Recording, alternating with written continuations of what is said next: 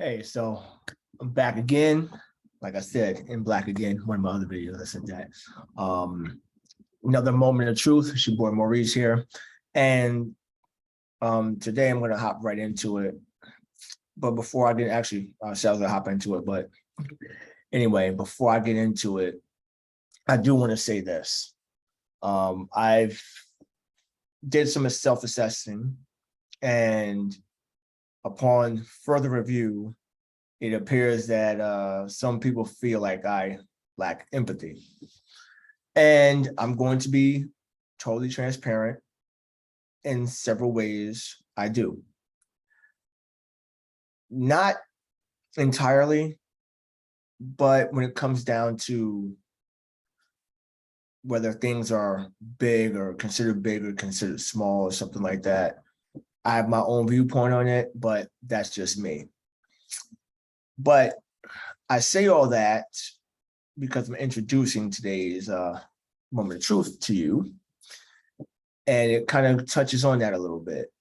And now I may sound a little rough with it, but it's my feeling. It's how it is. It's how I feel it is. So without further ado, today's moment of truth is work for it. The world doesn't owe you anything.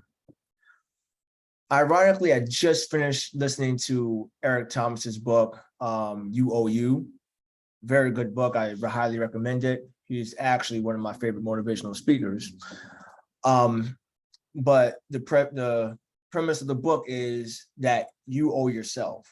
No one else owes you anything. The world doesn't owe you anything. Your girlfriend, your wife, your husband, your boyfriend, your parents, they don't owe you anything. You know, when you're being cared for from the age of 0 up to 7, yes, your parents have a role in cultivating you as a human being because there's a lot that goes into that. But they don't necessarily owe you anything from that point as you start to develop on. All right. Of course, there's a dichotomy to it. The question might, oh, well, what about food, clothing, and shelter? That goes without saying. But as far as you starting to develop your own opinions and developing your way of being and doing the work that's necessary for yourself, you start to go into your independence and start to figure your way out. And you got to take ownership of that. You owe yourself. Like you go to school, the teacher is not going to do the homework for you. If they do, how are you going to go out there in the world and function? So the subtitle of that is the I don't feel like it part. And the reality is that we're going to reach points where we're doing something and we're not going to feel like doing it. We're going to look at it and we're like, I don't feel like doing that today. I feel like doing the dishes. I don't feel like cooking dinner. And those are small things. Then it's like, I don't feel like sending an email. I don't feel like doing outreach. If you're running a business, I don't feel like cleaning the toilet if that's your job. I don't feel like going to that job. I heard a lot of that, in my life at various points where I just can't. I don't feel like doing that. I don't want to do this. And being around that type of language, it can actually hinder you. And people just stop at a certain point when it gets a little rough. When you have that I don't feel like moment. And I'm sure a lot of people who are successful, in your eyes or in the eyes of the world, they had plenty of moments where they didn't feel like it, but they did it anyway, and the issue that comes to mind is you want to be comfortable. And I talked a little bit in another video, about the pleasure trap and the motivational triad and all that. You don't want to be uncomfortable. You want to feel good all the time. The thing is, as you're growing, you're going to experience discomfort. And that discomfort is necessary for you to grow, for you to go forward, and to making the life that you want to have happen. I have many reasons to put excuses out there. I have tons of them. I was a special ed student. I didn't grow up rich.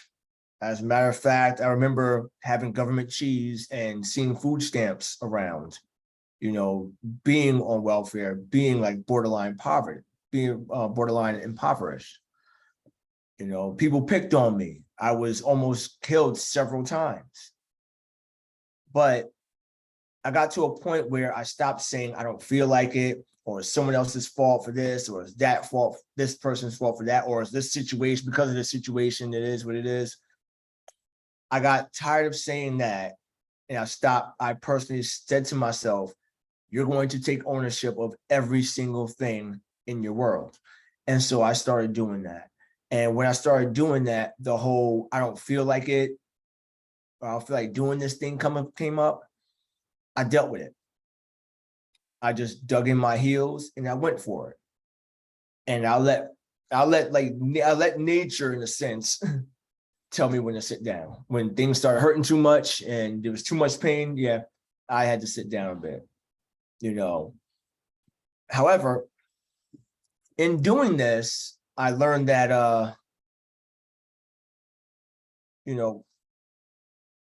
it's part of the process. And I learned that people, when they hear this, they don't want to hear what I have to say, what I'm saying right now in this moment.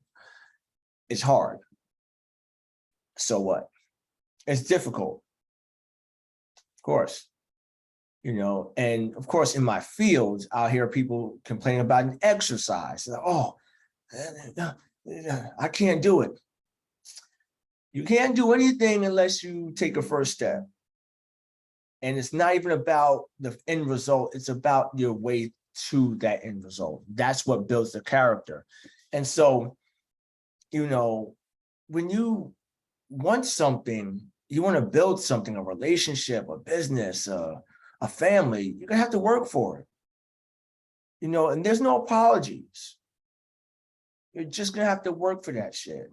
And when you put in that work, that hard-earned, callus-inducing,